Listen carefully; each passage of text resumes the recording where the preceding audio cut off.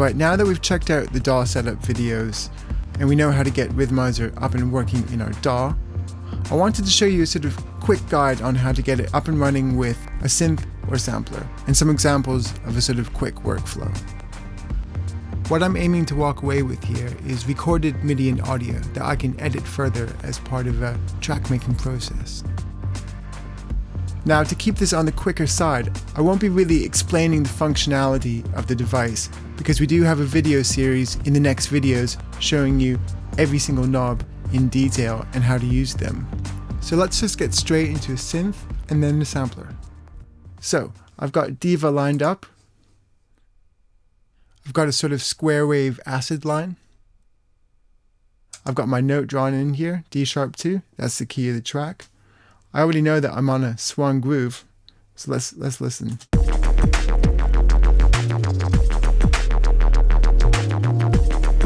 Got the velocity hooked up to the filter.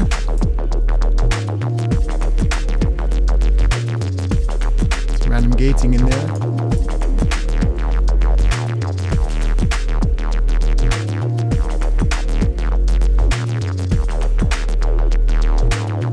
So I'm just going to head straight into a custom scale. Let's have a listen.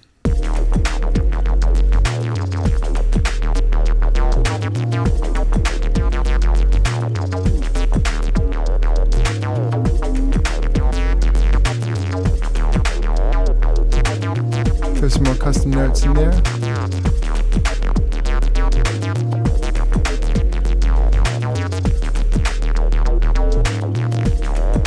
Let's get more of those longer gate notes in there. I'm also going to hook up a loop button. I've already got that on a MIDI control.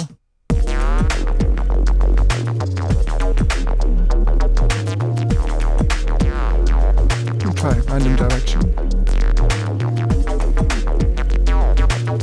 Let's throw some random octaves in there.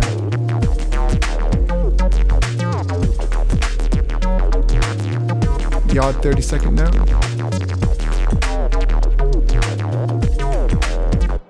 Let's throw some dotted 8 notes in there.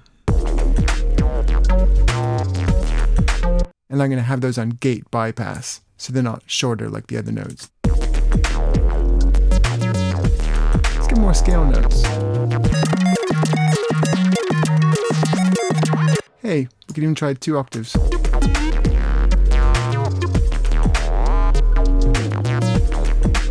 Now let's get right in there with some mapping. So I'm going to load up my Diva Live CC presets. Now I like having these longer dotted 8th notes, but I want to use them to modulate some filter attack so that we have long but attacked notes. Let's do Groove 1 binary, and we'll send that to envelope to attack.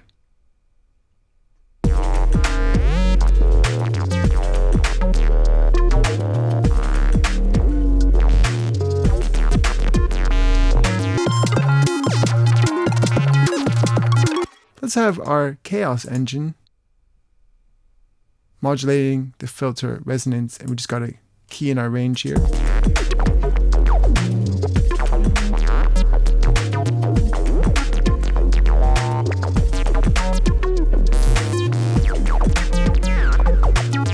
So at this point, I'm already hearing really cool stuff. So I'm going to add an audio track. I'm going to record arm the MIDI track and the audio track, and of course, route Diva into it. Let's get recording.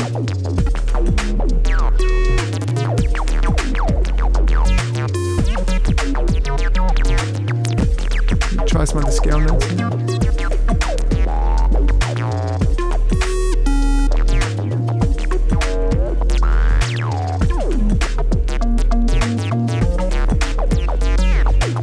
So I'm already hearing some great notes in there, and I've got the MIDI and audio, although it was recorded a bit quiet this time around. So I'm walking away with editable stuff there. One cool thing to do is to take the set of notes that we've been working with and duplicate that Rhythmizer to a different, maybe more atmospheric synth. So I'm going to copy this Rhythmizer. I'm going to paste it over here. Let's just mute that Diva for a moment. Okay, so we have our D sharp note drawn in, but now it's sending to Pigments. I'll just route that quickly.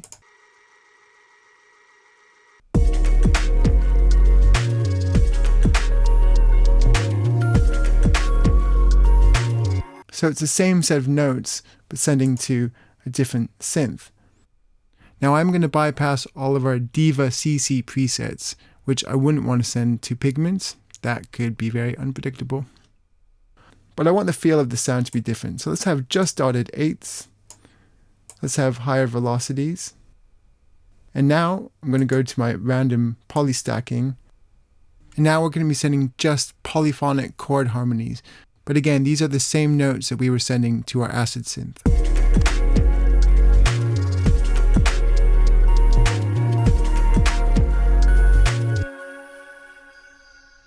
Let's hear them together.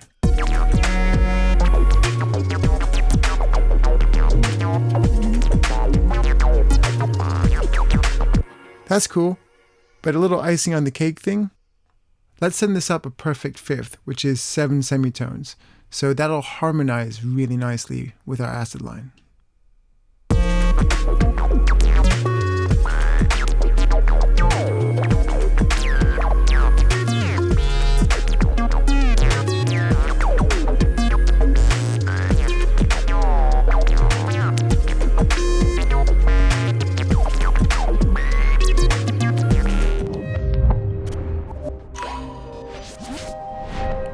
Let's take a look at using Rhythmizer with a sampler, and we're going to end up with this.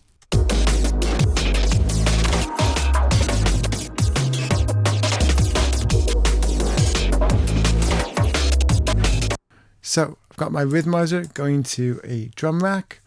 On my drum rack, I've got this amen break, which I've sliced up, etc. I know that I've got 27 slices. I know that the first one is loaded onto C1, and pretty much any sampler will allow you to put certain samples on certain cells. I've got my first one on C1. I've got it going all the way up to D sharp 3, and that makes 27 slices. I need to know this.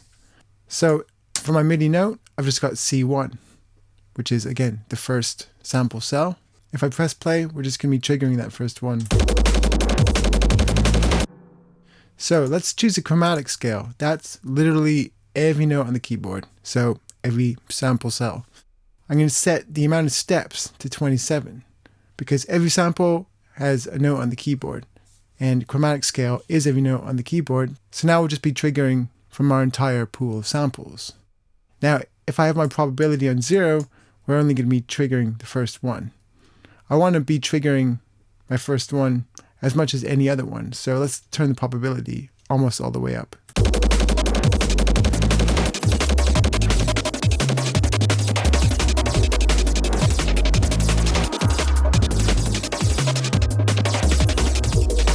We could have it ascending. Could have descending. I'm going to have it on random for now.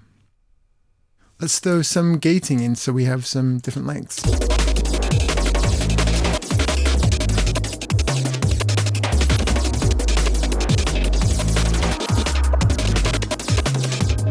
Throw some random velocity in. Pretty hectic. Let's throw in some eighth notes. I'm going to put that on gate bypass as well.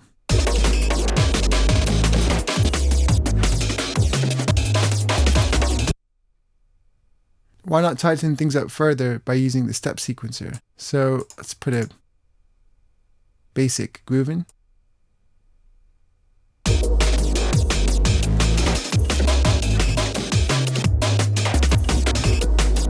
We have the occasional 30-second note.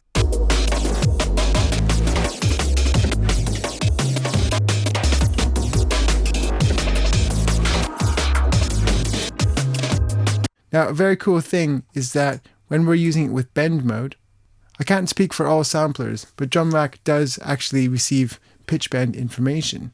So let's have a play with that.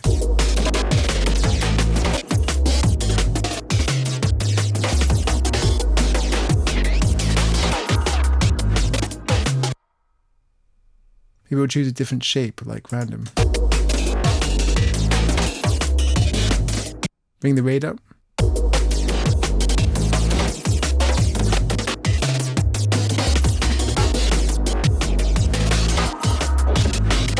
We could have this as something that happens occasionally, so.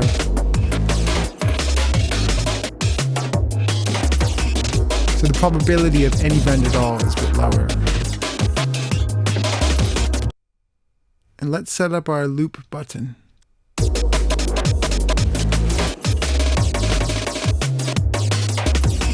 And I actually have loop mode mapped to my MIDI controller.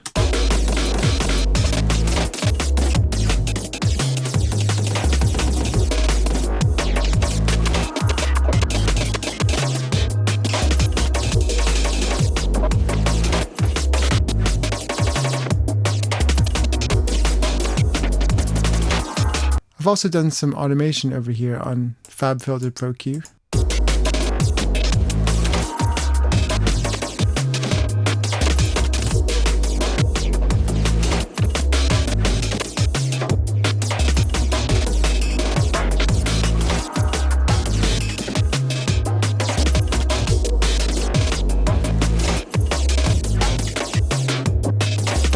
And that's pretty much it. We can trigger from up to 127 sample cells, so the sky's the limit with this one.